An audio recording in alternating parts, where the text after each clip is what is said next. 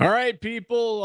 A day after the Avs win their second to open up the 6-game homestand, and just under a week to go until the NHL's trade deadline, 1 p.m. Mountain this coming Friday. The Avs make a splash this morning, and they trade away Calvin Haan, Jusso Parssinen, previously acquired from the Nashville Predators earlier on this season, as well as a second round and a fourth round draft pick over to the New York Rangers earlier today in exchange for defenseman Ryan Lindgren, who's on the last of a 1-year, $4.5 million deal. Forward Jimmy Vesey, formerly of Harvard, he's on the final year of an $800,000 deal. And then defenseman prospect Hank Kempf, who has not been signed to a contract yet. So you just get his rights there. The Avs make a splash. It's not a huge swing, but Spring, it's a gamble, Mark Springer. It's a gamble. I get it, but there's your defenseman. Here's the defenseman, at least the second pairing defenseman. And that's probably what it was going to be. I think that was, outside of 2C, and we'll see with Casey Middlestat, second pairing defenseman, not a third pairing defenseman, and that's it. Is that where Josh Manson plays when he's back and healthy? Will Josh Manson even be on this team by the time the trade deadline comes? I don't know, because Ryan Lindgren, to me, is a younger Josh Manson. Ryan Lindgren is 27 years old. Josh Manson is 33 years old. Lindgren, a left-handed shot. Manson, a right-handed shot. Manson has 1 year on his contract remaining after this. And he's a $4.5 million cap hit, which is about what Ryan Lindgren, also 4.5, right? But he's going to 50% of that salary is going to be retained. So 2.5, I believe, for Ryan Lindgren is what the cap hit will be, but he'll be a free agent at the end of the season. I wonder, and you know that the Avs like to retain the guys they trade for. They did it with Josh Manson. I wonder at 27 years old if this is just the new Josh Manson. Now, I also understand concerns with Ryan Lindgren.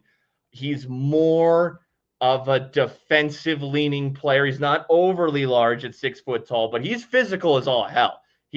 Sometimes he's a little dirty, that Ryan Lindgren. In fact, if you remember back in January of 2020, yep, he laid a big, high, questionable, and he was suspended, illegal hit on Jonas Donskoy. And it was a big ol' hit. And Nazem Kadri went and fought Ryan Lindgren. Ryan Lindgren has gotten into numerous fights and has had numerous incidents like this in his career. I would I have maybe wanted somebody with a little more two-way ability. I believe in Lindgren's offensive ability, though, even though the numbers aren't great. I think playing with Girard and perhaps shifts with either Kale or Taves, if they can mix and match, will only help Ryan Lindgren. But what do we say, Raj? Years ago, bags win cup. They win cups. Ryan Lindgren is a bag. Yeah, he is a bag. And the reason why I think this is such a gamble is because 2 years ago, this deal for Ryan Lindgren it probably costs you a whole lot more. And while Jusso Parssinen and Calvin Haan, that doesn't matter. Those are out the door. Doesn't matter. Jusso Parssinen wasn't finding himself in the lineup. He was usable, much like Calvin Haan was, but Calvin Haan was part of the reason why you were looking to upgrade your defensive core. He was part of that cycle of 3-4 players in the back end that hasn't really fit in as the 5-6 defenseman. So losing Calvin Haan, losing Jusso Parssinen isn't the big issue. Parting ways with the second-round pick that you acquired from the Utah Hockey Club in last year's NHL draft, which was originally owned by the New York Rangers. If you guys remember, the Avs traded out. They ended up getting Utah into the first round. They receive a second-round pick that they just traded now to the New York Rangers, and they utilized the second-round pick in last year's draft, if I'm correct, to get Ilya Nabokov. Well, they might trade that second-round pick. It will be the better of that second-round pick or the Hurricane second-round pick. Okay, so whoever finishes with a worse record, which is probably going to be the Rangers. Right. I still think the Rangers make the playoffs. I believe those picks they'll be separated by 4 selections is my anticipation, 4 to 8 selections. So I don't think the difference in the 2 picks is, I think it's negligible. The value is questionable to me. The second and the fourth for a player in Lindgren, who 2 years ago I go, a second and a fourth and 2 players who don't matter to your team, I'll take Ryan Lindgren and a flyer on Jimmy Vesey. And Vesey will be, who knows if he stays here before Friday, but he'll be a 14th forward for this team. He's not a special teams guy. He's a 4th line forward, not really physical. I don't really know how he fits on this team, but Harvard guy, sees the game well. He's seen his best NHL years kind of already pass him by. I don't think much about Vesey being thrown in here. If this was 2 years ago, I'd be streaking down Broadway right now, because Lindgren 2 years ago was very much part of, this is the core that's going to win New York a Stanley Cup championship. And those of you who have listened to Between the Pipes for the last few years, I've kind of anticipated an Avs Rangers Stanley Cup final in probably 3 out of the last 5 years that we've done the show. The issue is, while being handcuffed to one of the league's most respected two-way defensemen in Adam Fox, Ryan Lindgren's performance has plummeted. It is bombed in the last 2 years. And this year has been atrocious. Granted, Spring, the Rangers have been atrocious this year. So maybe that's just a little bit of rub off of how bad the team has been alongside him. The issue is, when Lindgren leaves Adam Fox's side, the puck possessions skyrocket for Adam Fox. And that's not a really good tell for Lindgren. Now, I think it's a gamble. If you get the version of Charlie Lindgren, who's his brother, by the way, backup netminder in Washington. So he comes from good blood, good NHL stock. If Ryan Lindgren rebounds to the defenseman that he was 2 years ago, the bag that you mentioned, 6 foot, 200 pounds, mean as a motherfucker in front of the net. If you get that version, this is a steal. But this is... Gamble's the only way that I can put this, man. It's a freaking gamble. Well, look, they had 2 second-round picks. One that they just acquired from Carolina in the Mikko trade, and one that they got when they moved back to select Ilya Nabokov. So they had 2 of those things. And if 2C wasn't the main target, and it very well might not be, Sidney Crosby is a pipe dream. I'm not sure how much better at an advanced stage Ryan O'Reilly is than Casey Middlestat. So realistically, upgrading that second defensive pair was probably the target. Now, Seth Jones, speaking of pipe dreams, that was also that. That was just unrealistic that Chicago would eat that much money, or even another team or whatever, through whatever. It's through the 2030 season. It's 2025. You think teams want to eat money for 5 years on Seth Jones' contract? No. That's why that was always unrealistic. And although, hey, look, it was possible. It was possible, but unrealistic. Brandon Carlo, look, is he a better player than Ryan Lindgren? You betcha. He has an extra year on his deal. He's cheap at $4.1 million. Boston, while they're borderline playoff this year, with that extra year of control on Carlo, they're going to think that they're going to give it another crack at it next year. And if they don't do it, then they'll trade Carlo at the deadline. They want to hold on to that player since he's a $4.1 million cap hit.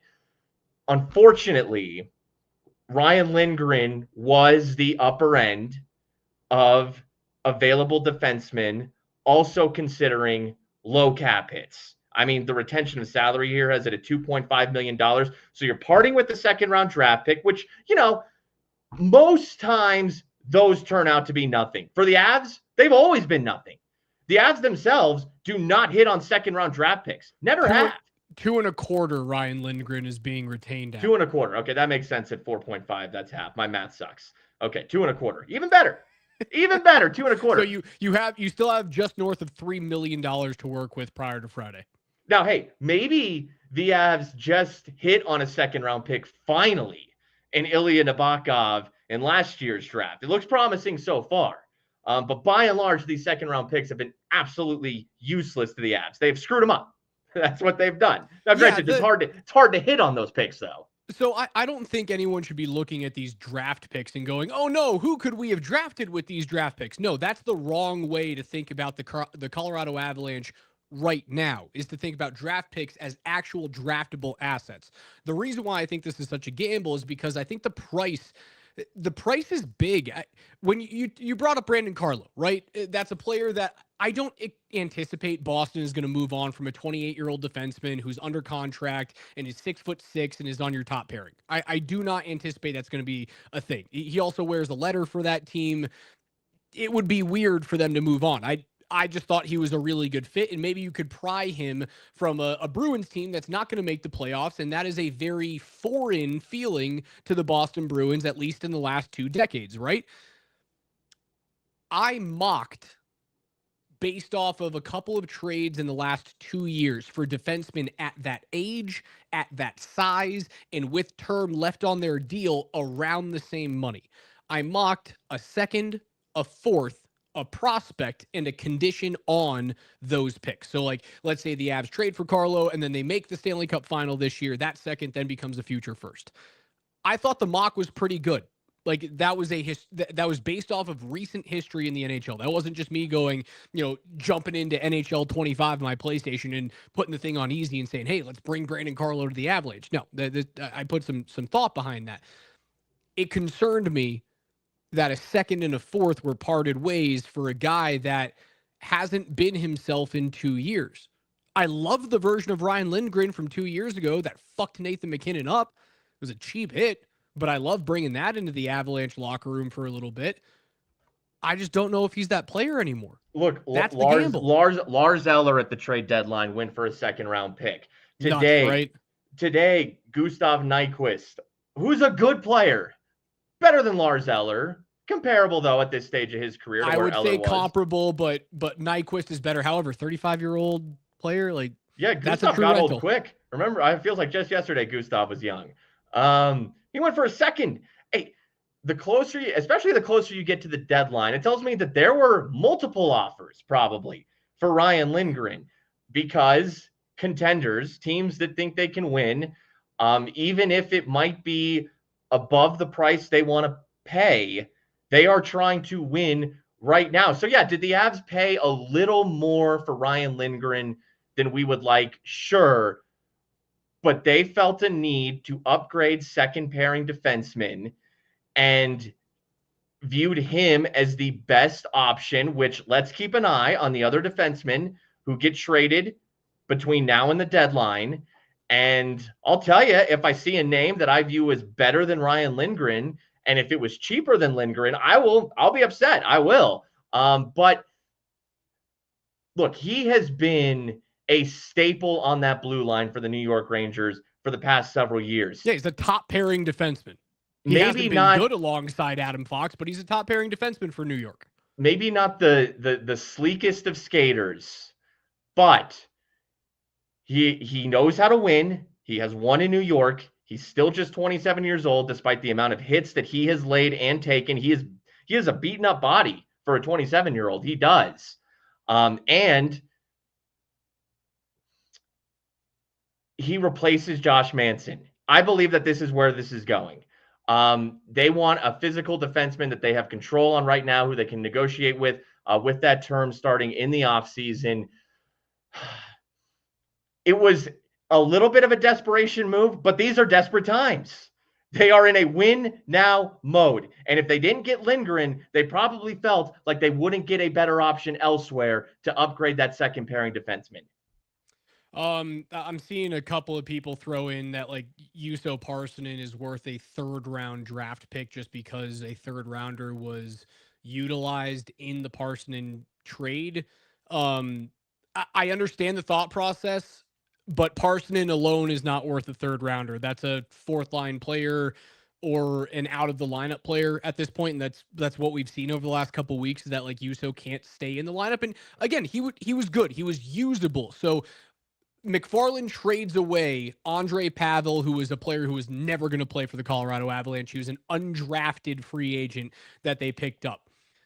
That's a throw-in. You then received a 7th rounder and Parssinen back. And Parssinen, while he was a high draft pick, is closer to playing in the Finnish Elite League than he is having a full-time NHL role. Am I correct in saying that, Spring? Oh, absolutely. Look, I liked Jusso Parssinen. It's, I made the joke, he's a taller 6'3", 6'4" ish left-handed shot from Finland who wears number 16, and when that jersey gets scrunched, it looks like 96 out there, but it was more of a joke. But hey, you would see some skill plays from Jusso Parssinen. He's usable. He could handle the puck. He could maneuver in tight quarters. He had a quick little wrist shot. There's some skill to Jusso Parssinen, but I've seen players like that dime a dozen across the NHL.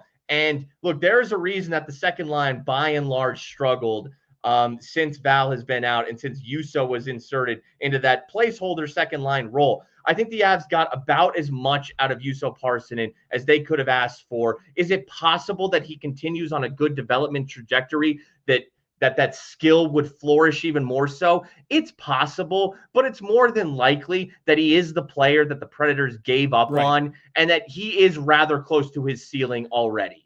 I do think that you're losing a little bit of value trade over trade if you look at the first Parssinen deal and now the one earlier today. Moving out a 3rd and then receiving Parssinen and a 7th. If you want to put a requisite value on Parssinen from those two trades, I think that would be take out the player. The Avs then acquired Ryan Lindgren, Jimmy Vesey, an unsigned free agent, in exchange for Calvin DeHaan, a 2nd, a 4th, and a 5th. That's kind of how I would put it through. I would give Parssinen, based off of the trade that they already made this year, I would say that's worth a 5th round pick with all the things that were moving left and right coming in and out of the Avalanche organization. I still think as of right now, it's an overpay. But if they hit, man, this is great. This is a diamond in the rough that could vastly change how they perform, because he does bring something to the Avalanche that they don't have.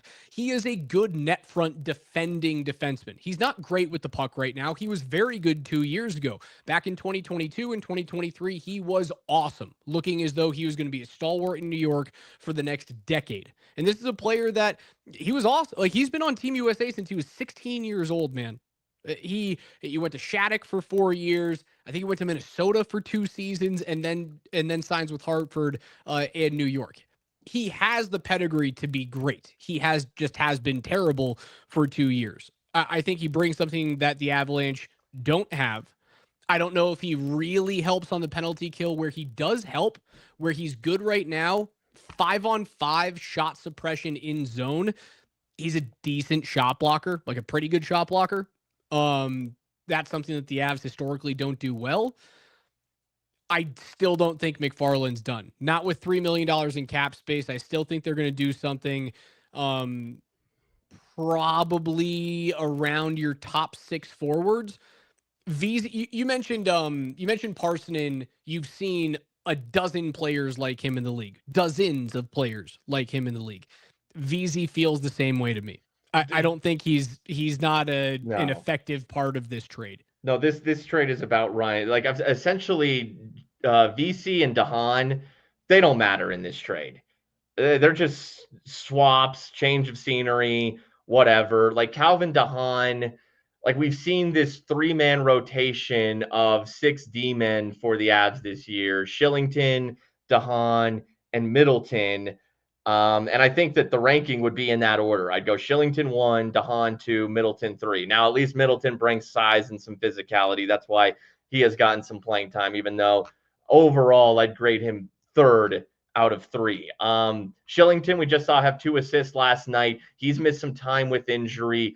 I remember, he was a solid player with the Flames, and I remember Logan O'Connor in training camp told the Kreckman and Lindahl show that Shillington was a player who was impressing him. We just saw him have a good game, so that's why DeHaan went. DeHaan was and that doesn't even matter. And Jimmy Vesey, look, he's not better than anyone on the fourth line, any wing, unless Miles Wood continues to struggle mightily, then Jimmy Vesey will only play if somebody gets hurt. And then he'll insert as your next fourth liner right there. You know who he is? You know who Jimmy Vesey is, Spring? Matt Nieto?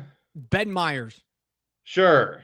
He's Ben Myers. He's a former great college hockey player, won a Hobie Baker at Harvard. I don't know if he played alongside Adam Fox at Harvard. I'm not sure because he's a 93, which puts him a little bit older than Fox.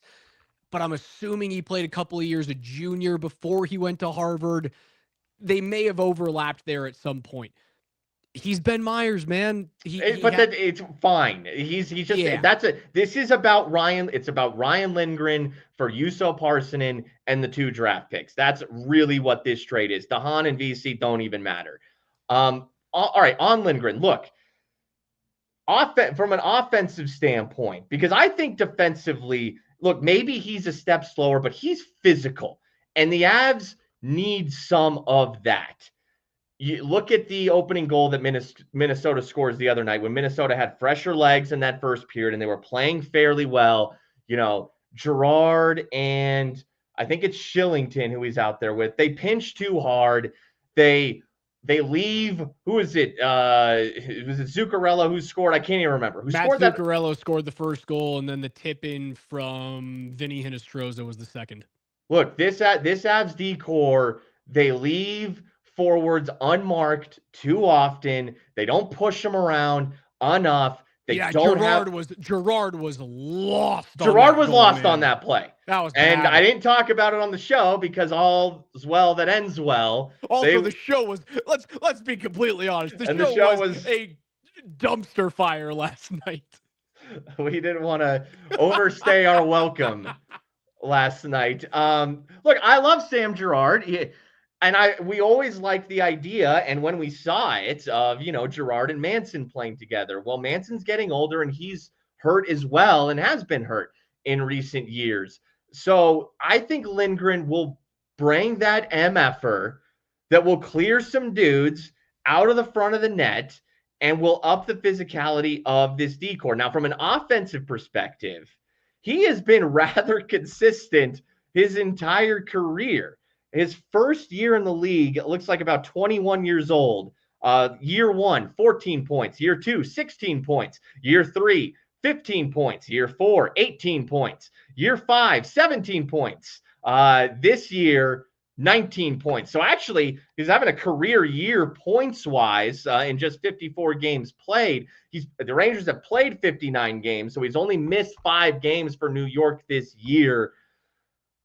I know he's not the sexiest name, but he's a player that whenever I have watched the Rangers, I have respected the way he plays, and he's a winning player. So I'm not going to jump on this trade right now. And it is possible that he's the best defenseman who was available at the trade deadline, and the Avs just felt a sense of pressure to go get this guy, knowing that it was their greatest need. Maybe they could have traded for Cam Fowler earlier this season. He essentially went for a second-round pick, going from the Ducks to the Blues. Insane that Cam Fowler basically fetched a second at 72 he's 33 years old. He's a good player. It's an imperfect thing with defensemen. I mean, Manson was maybe a little better looking at the time that the Avs traded for him. He went for a good prospect, Hellison, in a second, I believe. I would have to look that up to confirm, but I think it's a second in Hellison that Manson went for. And at that point, I'd say we were a little higher on Josh Manson than we are on Ryan Lindgren today, but I want to see him play with some skilled defensemen. Look, Adam Fox himself is having a down year. Yes, he is. I mean, and he didn't look great in the Four Nations. He looked very slow. There's actually a lot of players. I can't remember who wrote the article. I think it was in The Athletic that had a couple of anonymous forwards saying that, like, if you see Adam Fox in the playoffs in the Eastern Conference and you're an elite forward, you get excited.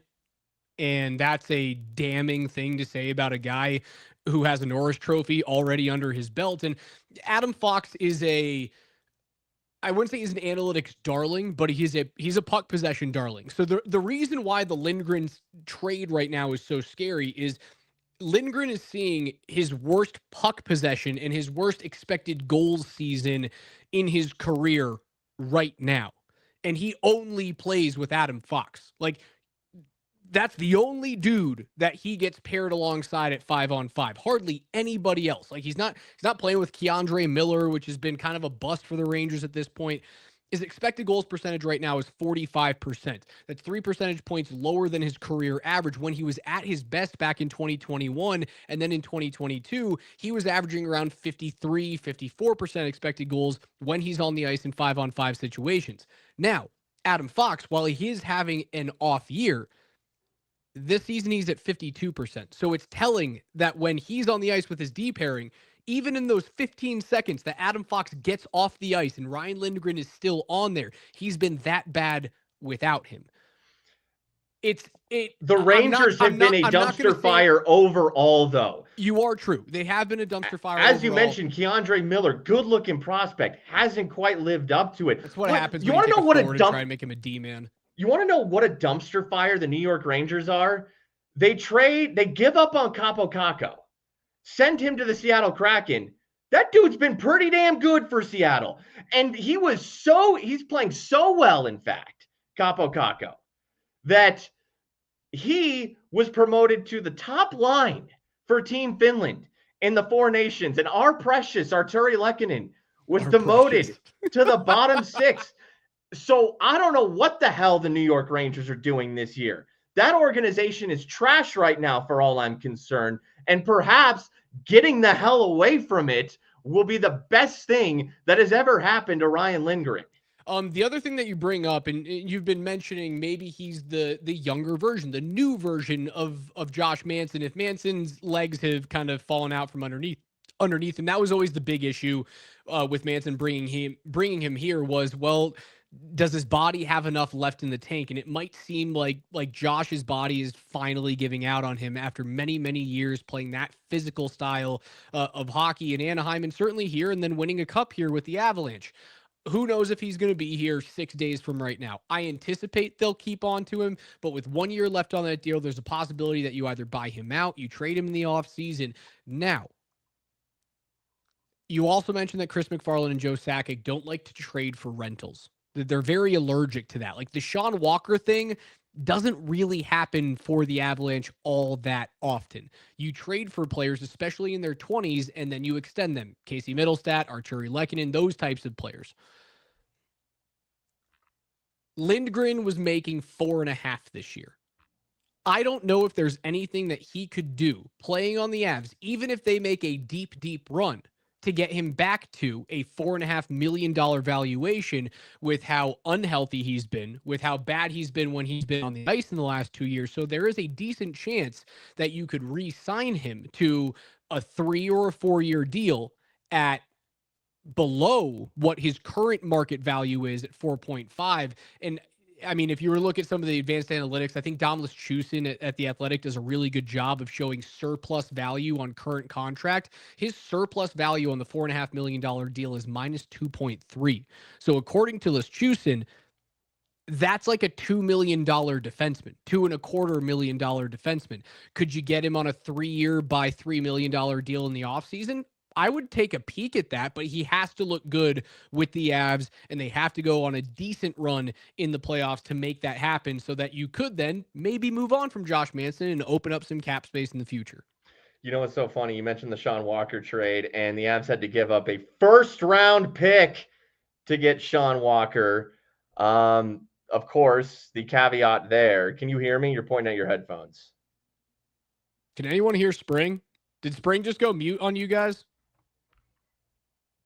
Let me know in the chat. Spring just went muted on we're having technical difficulties. Because I can't hear Mark Springer now. Now you're muted. Now go back. Now I unmuted myself. People can hear you. They can hear you both. What is happening right now with this stupid program? Can you hear me? Nope, can't hear you.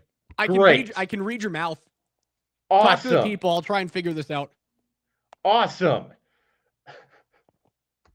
Technology is tremendous. I swear I didn't hit anything. It's probably something with Raj's. Sometimes Raj hits something. You can't hear me? Okay. The people can hear me. Yeah, Raj, why don't you get out of here and get back in, and I'll I'll let you back in here in a second. There we go. Can you hear me now? What is this? What's that Verizon commercial? Can you hear me now? Remember that guy? And then speaking of trades, that dude, I think he went to Sprint. I think he swapped sides. I think that Raj, remember when Verizon, can you hear me now, guy, showed up with Sprint? Yes. That's the trade of all trades. He looks weird in yellow. He was way better in red. I know. I got that. Sean Walker went for a first-round pick. Now, the caveat there is that the Avs had to give the Philadelphia Flyers a first-round pick for Sean Walker so that the Flyers would also accept the disastrous contract of Ryan Johansson. So that trade is a little skewed when you look at the first for Sean Walker. But you know, when you look at Sean Walker last year, overall, it didn't work out. He was good. He was one of those. Sean Walker was more in the Gerard Makar. Not that he's even close to Makar. Don't get me wrong, but that's more skating leaning defenseman. This is more Ryan Lindgren is more of a physical defenseman. So I think they could use more of that. I really do. Josh Manson was supposed to be that guy. We heard this week that he had returned to practice and was potentially starting to ramp up. Now it might seem like maybe he's not back until the playoffs. It's a little vague and fuzzy right now. If you don't have Josh Manson at all, you need a player like that. And Ryan Lindgren, if he's right, is a player like that. Yeah, it is. It's a gamble. If he's the player that he was 2 years ago, it's a home run. If he's the player that he's been this year for New York, it's a complete misuse of really good assets in a second and a fourth round pick on what you could have used at some point during these 6 days. At the very least, I've heard a lot of people. I think like Homopolis. I don't know what your actual Twitch name is in there, but something like that. At least C-Mac swings, man. At least that dude doesn't go up and leave the bat on his shoulder. That guy goes up and swings. You know, that's one thing I was thinking earlier today too. And then I had mentioned it, anticipating that we would have at least one more trade and probably at least one more rather significant trade. And I would say that today's trade is significant. Like, this is a guy that I believe they are penciling in for second D pair. That's a big deal. That's not third D pair. That's second D pair. That's a big deal. So this is a significant trade. So for a season to have the absolute revamp of the goaltending room, They've Blackwood made 6 trades. They made 6 trades. The Rantanen trade, this trade. What are the other two? What are the other two trades? The 2 goalie trades, the Parssinen trade, this Parssinen trade, the Rantanen trade. And what am I missing one, guys? I think I'm almost positive there's 6. I may be missing. What a year, though. I mean, look, and this, I think that this is what you got to do nowadays. You know, we talked about it. I brought it up, you know, after the Blues loss and the panic. And I've conceded this many times over the past couple years. This is not the Cup team, you know, and to get back to that is going to take a lot of maneuvering. You can't just stand pat and hope your prospects develop. Number one, because it takes too damn long for them to develop. You have to wheel and deal on the trade market, and that is exactly what Chris McFarland has done.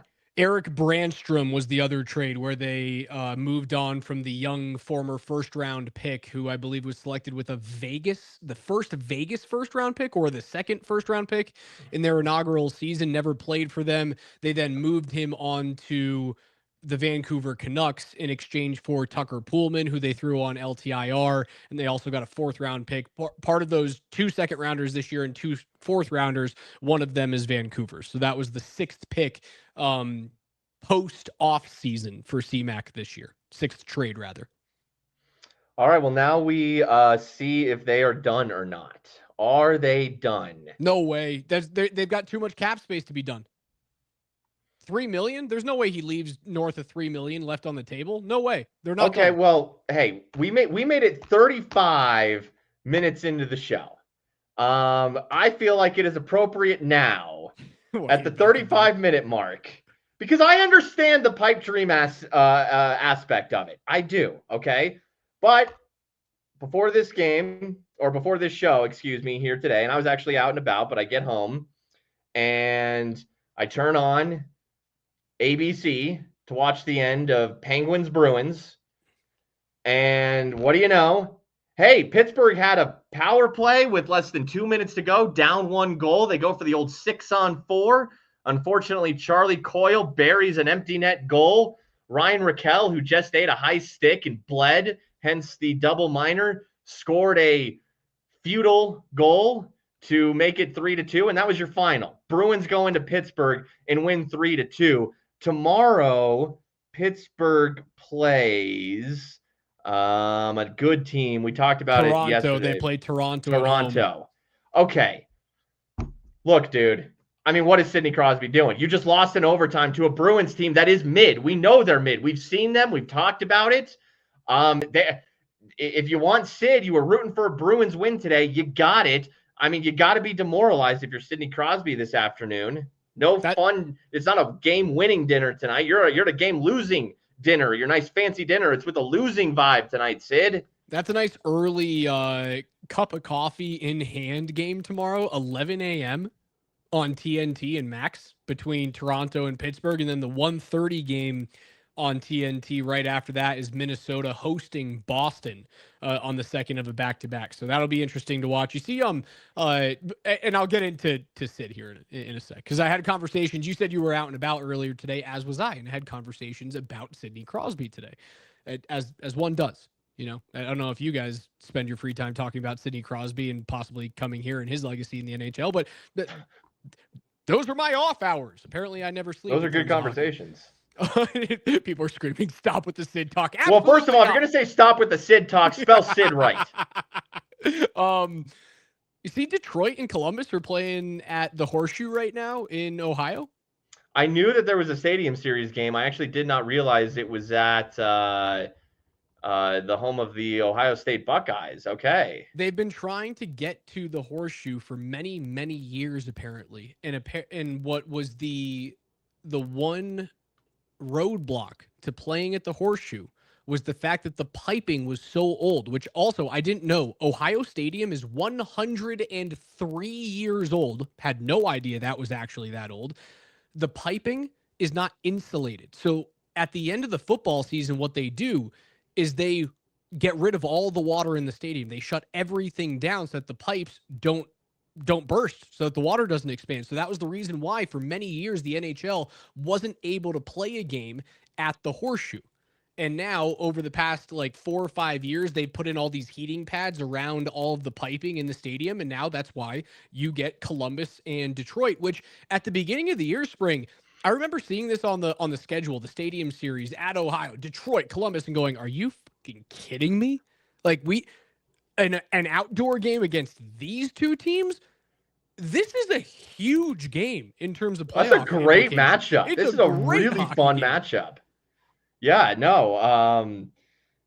Detroit, maybe I could have seen. Columbus, probably not. So for Columbus to be in contention as well, and what a season they've had. I mean, we've talked about this on this show, since the passing of Johnny Gaudreau, and but not even just that, the young talent that Columbus has, the season that Zach Werenski is having, good for them, good for Columbus. Yeah, no. So did that just start? Are we just underway with that game? We are 7 minutes in exactly, 0-0. The jerseys for both teams are sensational. I think the helmets for Detroit, they've got a white stripe going from front to back on the red helmets, and then on the side they've got the winged wheel logo coming essentially out of if you guys are I mean, obviously you're all watching right now.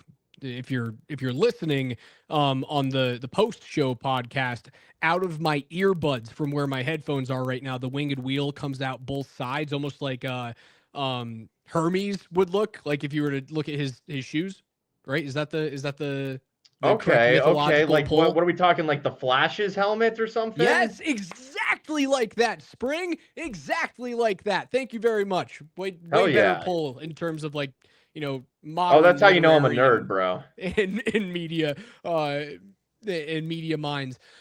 Those look good. Columbus is in navy blue jerseys with a like a new version of their cannon logo that they have that almost looks like a dick, but it God, I kind hate of that looks better cannon. right now.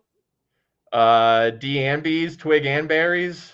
Yes, those. It looks better in this jersey than it does on their old ones that they had like the navy blue and like the cream on the uniforms. It now looks like it's a little bit more World or Civil War-esque. It looks good. Here and it helps so much that Columbus is having that good season, and a little less surprising with Detroit, but nonetheless to have a fresh, good, fun matchup. I am so sick of Rangers Bruins or Flyers Penguins, East Coast, Northeast. I am sick of it. So, and look, I know that the NHL, they think that like, oh, put the bigger markets in there because it'll help the ratings. Guess what? The ratings are not going to be great no matter what. Okay. So just cater to us and give me something fresh, please. Before I go into Sidney Crosby and my conversations that I had earlier today about him, You look surprised. Breaking news out of the National Football League, Spring. Uh-oh. The San Francisco 49ers are trading star wide receiver Deebo Samuel to the Washington Commanders for draft compensation in this year's NFL draft. I don't know what the full one is. That's coming from Rappaport on Twitter. You know what's funny? Let me see how old because man, Deebo got old fast. 29, and man, he looked old last year. And 29's not that old. In NFL years, especially running backs, like look what happened to Todd Gurley. And Deebo was like a hybrid receiver running back there for a little bit. More receiver though. At 29,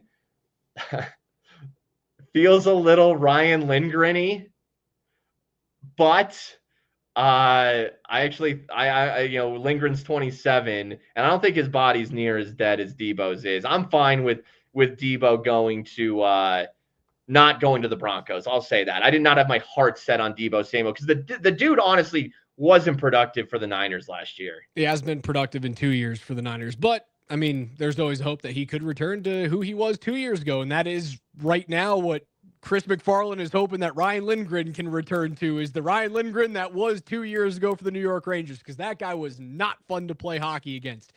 It's a gamble. Before we get out of here, we have to have the requisite Sidney Crosby talk.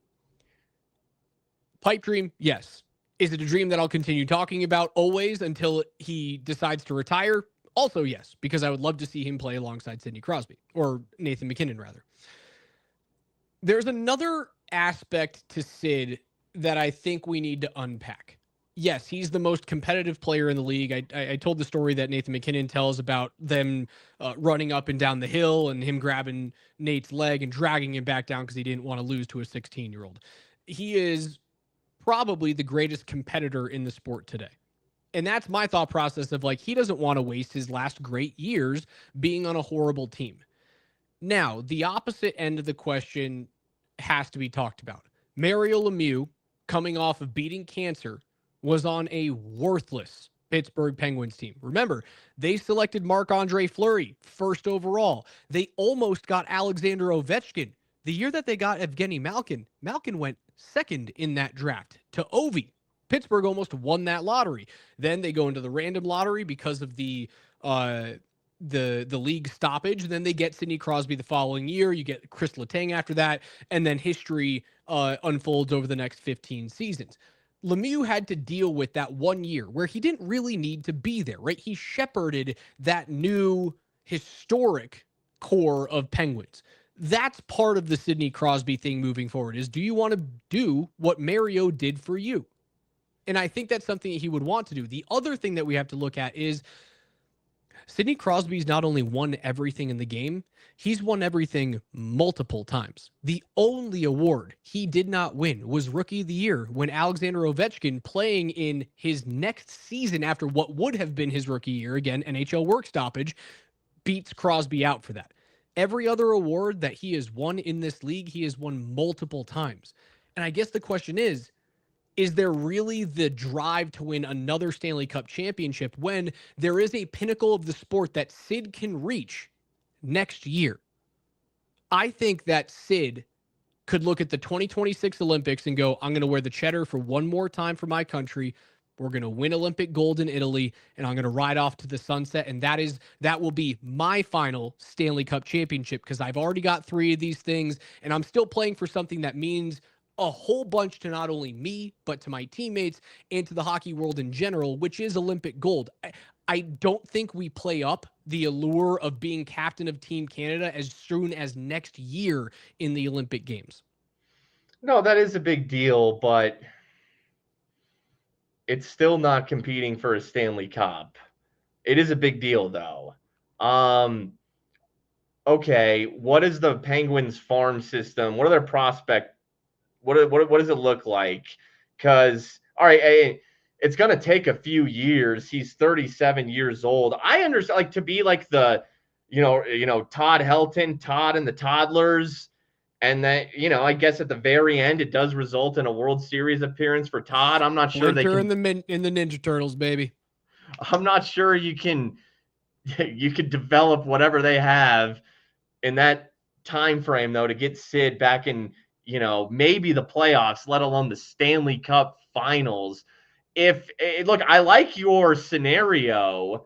Now, Sid is 37. He'll be 38 by the time next season starts. Ovi will be 40 by the time next season starts. So there's a 2-year difference. There's a 2-year difference between Sid and Ovi. Ovi's still playing. He's going to play at 40 next year. Today. What was that? Scored again today. Yes, he did. It was the only goal that the Capitals scored in a 3-1 loss to the Lightning. Andrei Vasilevsky's back on one, by the way. He's playing like the best goaltender in the league of late. Mackenzie Blackwood is certainly up there, but Vazzy looks like he's back. Okay, but I like so Ovi's going to keep playing. Sid would absolutely still have something left in the tank to keep playing. It would be interesting, though, to go out, quote unquote, on top after winning Olympic gold. Then you are concluding you win the Olympic gold, and you go back to play for the shit Penguins. And that last month and a half of the season. Could you imagine? And then that is your swan song right there. And there is something to be said for he is one of him and Lemieux are the faces of that organization, and to help, develop and show these young kids the ropes, that is admirable. There is something in that, but man, I don't know. And what it would do for the league. If I'm the league, I want this. That's all good and fun.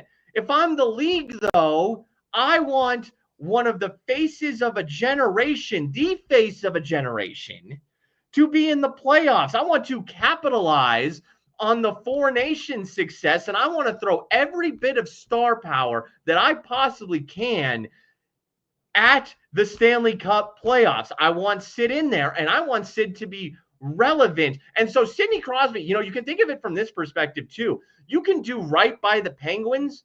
You can also do right by the sport of hockey, by the National Hockey League itself.